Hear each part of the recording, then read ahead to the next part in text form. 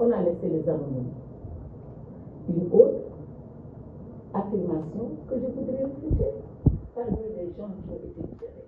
C'est vrai, il y a ceux-là qui sont connus. Et d'ailleurs, c'est pour ceux-là qui sont connus la plupart du temps qu'on parle.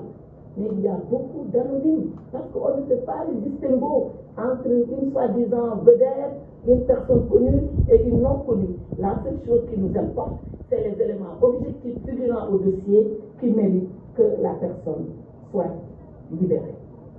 Je rappelle que ces libérations sont des libertés provisoires. Ce n'est pas encore tout à fait fini. Et je tiens à le rappeler. Les gens, je l'espère, pourront tirer la substance de toutes ces leçons apprises. Je l'espère bien. Mais que personne ne s'avise à penser que l'aventure s'arrête là. Les juridictions vont continuer leur travail parce que c'est de leur devoir et de leur responsabilité que de le faire. Donc ce sont des libertés provisoires. Je le dis parce que beaucoup se sont dit, mais on va être indemnisé parce qu'on a été injustement emprisonné. Ils ont été emprisonnés, oui, injustement, non. Et quand est-ce qu'une indemnisation pourra intervenir? Seulement quand un juge de jugement, pas le procureur, pas le juge de l'instruction, quand le juge qui va juger définitivement l'affaire va leur dire, je considère que vous n'avez rien fait. Quand un juge devant le tribunal le dira et que cette décision est devenue définitive, alors oui, cette personne peut prétendre à être indemnisée. Pour le moment, je le rappelle, ce sont des libérations provisoires sous certaines conditions et je ne voudrais pas que dans l'euphorie ambiante et générale, que ces gens pensent qu'ils en ont fini.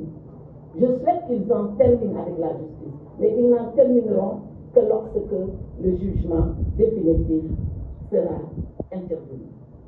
Alors, pour finir mon propos liminaire, je voudrais encore rappeler, et je ne le rappellerai jamais assez, que le Sénégal est un état de droit, où la loi s'applique.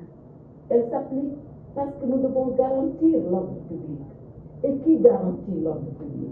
L'ordre public est garanti par l'État au travers de ses services.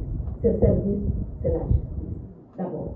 Et je voudrais rendre hommage à tous ces magistrats qui, pendant des temps difficiles, ont pu, matin, midi, soir, de jour comme de nuit, abandonnant leur famille, abandonnant toutes leurs activités, ne se consacrant qu'à une chose, faire de telle sorte que l'ordre public et la stabilité règnent au Sénégal.